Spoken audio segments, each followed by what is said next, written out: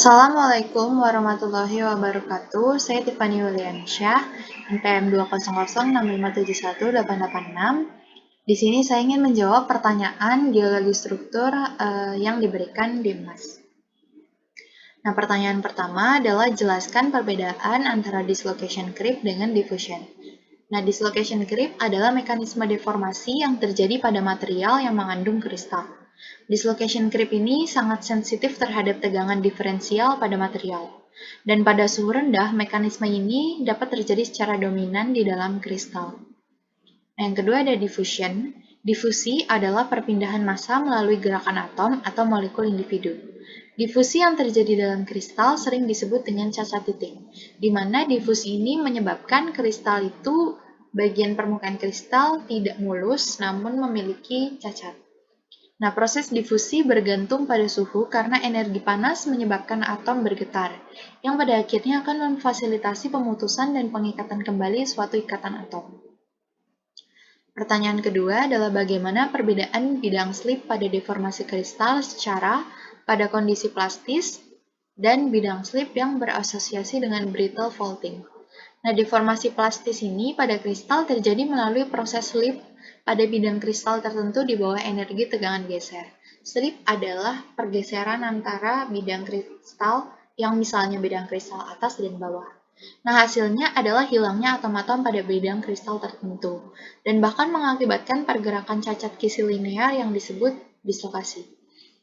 Dan sedangkan brittle faulting adalah deformasi yang terjadi di bawah tekanan dan ketahanan erosi suatu kristal. Nah, deformasi ini terjadi akibat patahan geser. Berbeda dari deformasi plastis yang terjadi akibat tegangan geser, brittle faulting ini terjadi akibat patahan geser. Nah, hasil deformasi ini adalah rekahan. Lalu soal yang ketiga adalah jelaskan fenomena kuarsa yang terdeformasi yang menghilang ketika rekristalisasi. Nah, rekristalisasi sendiri adalah nukleasi dan pertumbuhan butir baru. Nah, sedangkan deformasi adalah seperti penghancuran atau pelarutan suatu kuarsa tertentu. Nah, di sini kuarsa menunjukkan deformasi dominan terkait orientasi kristalografi CPO dan LPO. Nah, CPO dan LPO ini adalah sisi kisi dan sisi linear dari pinggiran bidang kuarsa. Nah, dislokasi pada kuarsa akan memindahkan kisi ke orientasi yang menguntungkan. CPO atau LPO ini di dalam kuarsa akan merespon terhadap deformasi yang tidak homogen atau tidak sama dan membuat rekristalisasi. Nah, proses deformasi rekristalisasi ini dipengaruhi oleh penurunan energi regangan intrakristalin melalui pengurangan dislokasi dan densitas cacat. Nah, deformasi ini tuh dipengaruhi oleh dislokasi dan akan menyebabkan densitas cacat pada kuarsa yang mengalami dislokasi karena dia pakai energi regangan intrakristalin yang mana ditentang oleh CPO dan LPO. Nah, dalam hal ini, pemulihan dan rekristalisasi butir dapat terjadi secara bersamaan.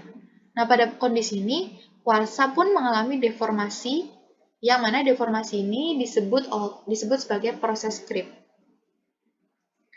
Lalu pertanyaan terakhir, jelaskan mengenai mekanisme deformasi plastis yang terjadi pada kerak bagian atas atau yang disebut juga dangkal.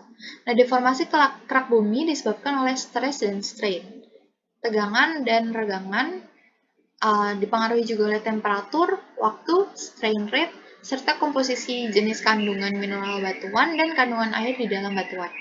Deformasi plastik ini menyebabkan perubahan pada kerak bumi dangkal yang tidak akan kembali ke bentuk awal karena efek yang terjadi akan menempel pada materi deformasi.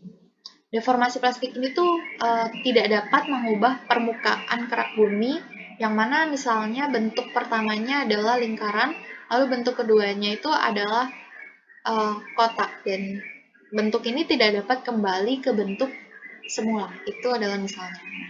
Mekanismenya adalah bagian atas kerak bumi akan mengalami dislokasi yang disebabkan oleh tegangan geser. Nah, pergeseran ini akan membuat perubahan slip pada muka kerak bumi secara permanen.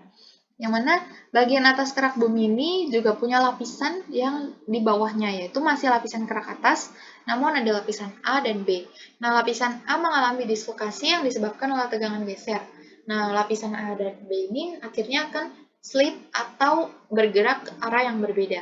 Nah, pergerakan ini akan membuat bidang A yang mana di berada di paling atas akan berbeda bentuknya seperti sebelumnya karena sudah tidak ada penampang di bagian bawah atau tidak ada penampang bagian B lagi di bawahnya.